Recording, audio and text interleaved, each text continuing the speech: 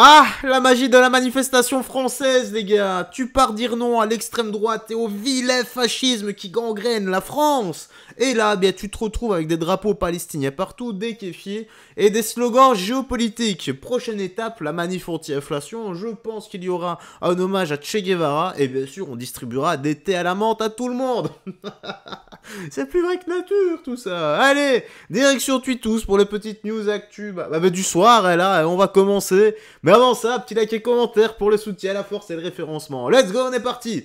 On a quoi? La manifestation contre l'extrême droite se transforme en rassemblement pro-palestinien, place de la République. Eh bien, écoutons ça, les gars. Palestine, Palestine, Palestine, Palestine, Palestine, Palestine. Contre le racisme, le colonialisme et le fascisme, on continue pour une Palestine libre. D'ici en France, dans nos quartiers, partout, la résistance continue. Merci mes frères et sœurs. Bon, la même chose maintenant au front, casque pactage, on comporte ces petites coronesses, voilà, on a le physique de ses idées, et on va aider les Palestiniens au front au lieu de casser les burnes à tout le monde en France. Vous en pensez quoi, les gars? Oui, maintenant c'est une guerre, il y a des morts, il y a des dommages collatéraux malheureusement dans les deux camps, donc mes pensées vont aux victimes qui n'ont rien à voir dans l'histoire, les femmes, les enfants, les animaux, les pères de famille, les mères de famille, les grands-parents, tout le monde, tous ceux qui n'ont rien demandé à tout cela.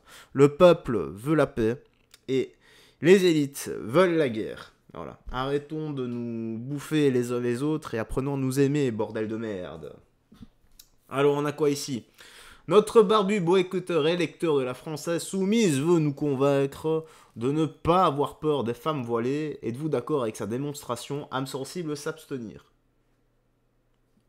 Ouais, on va voir, hein. Écoutons ça. Alors, j'ai entendu, moi j'ai entendu que des femmes comme ça, là, nous disent d'avoir peur des femmes comme ça. What? Oui, des femmes comme ça se battent matin, midi et soir en disant « Faites gaffe, les femmes comme ça sont des monstres. » Donc il y a un problème. C'est la bête qui nous dit d'avoir peur de la belle. Et oui, c'est la bête qui nous dit d'avoir peur de la belle. Des femmes comme ça se battent matin, midi et soir comme des dingues pour nous faire croire que ce sont des monstres. Ces femmes-là sont les pires au monde, sont des monstres. Et qu'on doit avoir peur d'elles. Une jeune fille de 18, 19 ans comme ça là, je vais avoir peur d'elle. Mais c'est toi qui me fais peur. C'est toi qui me terrorise, oui. Donc c'est ça un petit peu qui fait rire sur la polémique du voile. Avoir peur de jeunes filles entre 18 et 25 ans, 30 ans, ou même plus, 40 ans, qui sont belles comme tout. Regardez-moi ça. Comme elle est magnifique. Eh bien, il faut avoir peur d'elle. Non. C'est plutôt des têtes comme ça, moi, que j'ai peur. Et c'est pas du tout elle qui me fait peur. Donc, comprenez, s'il vous plaît, qu'il ne faut pas avoir peur de jeunes filles voilées. N'ayez pas peur. Personnellement, je n'ai pas entendu ce genre de discours. Voilà. Auquel cas, je vois pas pourquoi est-ce qu'on devrait avoir peur. Mais c'est dommage, ces vidéos tournent toujours en boucle, et comme les miennes en fait. Les miennes tournent en rond parce que le monde ne tourne pas rond, ça je te l'ai déjà dit. Pour le reste, lui, ces vidéos tournent toujours en boucle, c'est toujours les mêmes polémiques et t'as l'impression que c'est toujours les mêmes polémiques inventées parce qu'il n'y a aucune argumentation derrière et aucune preuve de tout ça. Auquel cas, si c'est vrai, bien sûr que non, faut pas se méfier d'une personne parce qu'elle porte le voile en fait. Là-dessus, voilà, ouais, il a raison, faut pas se méfier de cette personne-là, enfin. Je sais pas, c'est toujours créer des polémiques là où il y en a pas avec lui. C'est incroyable. Allez, vidéo suivante, on a quoi? Y'a un monsieur qui n'a pas compris pourquoi les jeunes votent RN. Vraiment, on se demande ce qui prend à notre génération de faire ça. Un grand mystère, vraiment incompréhensible. Non, c'est normal, on appelle ça l'instinct de survie. Alors, il ne comprend pas pourquoi les jeunes votent RN. Donc, les jeunes pro-RN restent le plus grand mystère de cette génération. Comment est-ce possible? Ok, écoutons cela. La jeunesse pro-RN reste le plus grand mystère de cette génération. Comment est-ce possible? Ça, c'est vraiment un mystère. Je sais pas, peut-être parce qu'on est une génération du Bataclan, de l'affaire Samuel Paty, de Charlie Hebdo, de Dominique Bernard, des attentats de Nice. Peut-être parce qu'on a vu des prêtres faire dans leurs églises par des mecs de nos âges. J'en sais rien. Hein. Je sais pas, peut-être parce que 63% des agressions sexuelles en Ile-de-France sont le fait d'étrangers dans les transports. Peut-être. Je sais pas, l'affaire Philippine, donc tué et violé, retrouvé enterré au bois de Boulogne par un mec sous OQTF qui avait déjà tenté de violer 7 ans auparavant et qui a été relâché par la justice alors que la justice savait qu'il était dangereux, peut-être. Peut-être, je sais pas, Quatennens, Delogu, Raphaël Arnaud, tous les trois visés pour des plaintes et parfois condamnés pour des violences sur des femmes. Peut-être, je ne sais pas. Peut-être l'affaire Thomas? Non, je sais pas, massacré pour rien. Voilà, je n'en sais rien. Je ne sais pas pourquoi les jeunes votent RN, je ne comprends pas ce mystère. Ne votez pas RN, c'est très mal. Ouh, oui, elle a balancé des arguments. Mon avis là-dessus. Peu importe qui sera élu, les gars, ce sera toujours la même merde. LFI, RN. De toute façon, c'est encore le parti où Macron est qui va passer. Voilà, vous l'aurez pas. Hein. Quand bien même, osons imaginer un monde parallèle où le RN passe ou le LFI passe, rien ne changera. Ce qui changera, c'est juste qu'il y aura plus de taxes, moins de pouvoir d'achat, plus d'insécurité dans les rues, et leurs portefeuilles à eux gonfleront, simplement. Et il y aura de plus en plus de pauvres, moins de pensions pour les pensionnés, et voilà. Donc plus d'heures de travail pour les autres avec moins de pouvoir d'achat. C'est tout ce qui attend. Moi, c'est comme ça que je vois les choses. Allez, on va finir ici avec...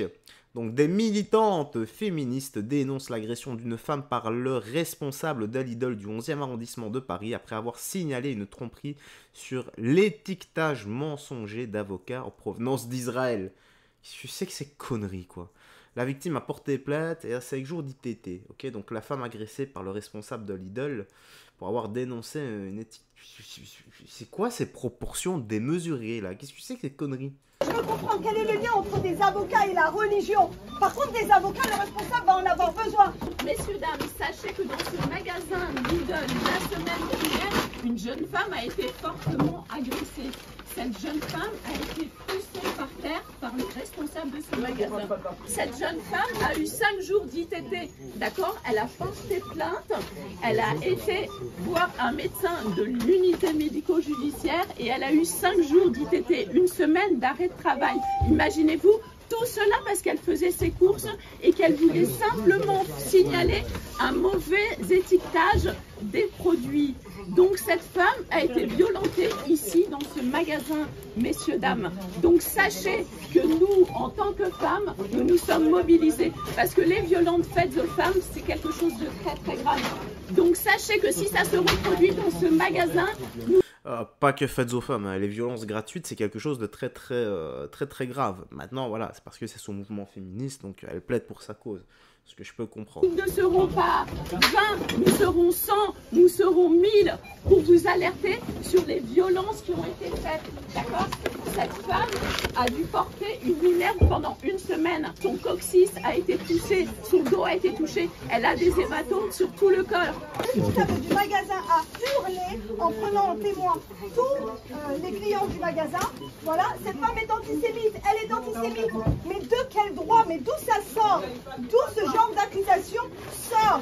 Accuser une personne, en plus elle est du quartier, l'accuser d'être antisémite, c'est lui mettre une cible dans le dos. Est-ce que vous vous rendez compte? Mais enfin c'est gravissime. Et puis c'est quoi ces accusations sans fondement? Sans fondement. Diffamation alors. Vous voyez, de quel droit un responsable de magasin accuse une cliente d'antisémitisme lorsqu'elle dénonce une fraude, une tromperie sur la marchandise? Parce que la seule chose qu'a fait cette... Bon là, ça va un peu trop loin aussi, tromperie sur la marchandise. Dosez un peu vos mots, s'il vous plaît. femme, c'est dénoncer une tromperie sur des avocats en provenance d'Israël. Voilà, elle a dénoncé une tromperie dans le magasin sur les avocats en provenance d'Israël. Et pour ça, on l'a insulté, on lui a dit, voilà, vous êtes antisémite, cette femme est antisémite. Et puis, je m'interroge quand même sur les méthodes. Pourquoi fait-on ça? Est-ce qu'on essaie de faire passer aussi un message aux clients? Qu'est-ce qu'on essaie de dire aux clients? Alors, vous aussi, hein, on vous dissuade de dire quoi que ce soit. Parce que si demain vous voyez une fraude dans le magasin, bah surtout ne parlez pas. Parce que vous voyez ce que vous risquez, évidemment. Enfin, à un moment donné, c'est insupportable. Et puis, qu'est-ce que la religion a à voir avec ça? Moi, je veux comprendre quel est le lien entre des avocats et la religion. Par contre, des avocats, le responsable va en avoir besoin. Parce que les injures d'antisémitisme ou de racisme, c'est jusqu'à 1 an d'emprisonnement et 12 000 € d'amende. Donc, votre magasin Lidl, hein, avec ces méthodes, bah, il ne nous fera il ne nous fera pas peur. Ça, on peut le dire. Respectez la loi. Respectez vos clients et vos clientes quand ils dénoncent et quand ils exercent leurs droits en tant que consommateurs et leurs devoirs en tant que citoyens. Et j'ai envie de dire aux responsables, mais quelle honte de lever la main sur une femme. Vraiment, quelle lâcheté. Ouais, bah ouais, le passage où... si c'est vrai, si la dame a bien été tabassée comme ça par l'homme, pour ce qu'elle a demandé, pour ce qu'elle a dit, enfin, je vais pas dire dénoncer, quoi, mais... Allez, vas-y, on va dire le nom, c'est le mot, on s'en fout, mais même si c'est pas vraiment ça, mais pour ce qu'elle a dénoncé, c'est l'escalade de la violence, et vous voyez où ça mène, les gars, vous voyez où ça mène. Il y a un enseignement tout de même, hein. Aime ton prochain comme toi-même.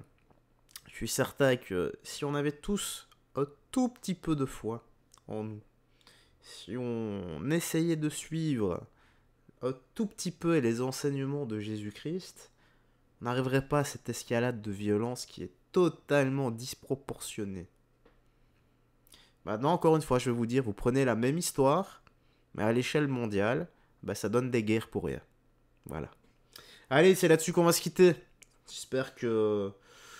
Bah, je veux pas dire que t'as apprécié la vidéo, parce qu'il n'y a pas de bonnes nouvelles, en fait, non. Non, on peut pas apprécier ce genre de choses. Peut-être mon ton un peu décalé, oui, qu'on peut apprécier, mais je pense pas pour le reste. Allez, prends bien soin de toi, des gens que tu aimes. Et on se dit à la prochaine pour d'autres vidéos. Garde la foi, que Jésus-Christ te bénisse. Bye.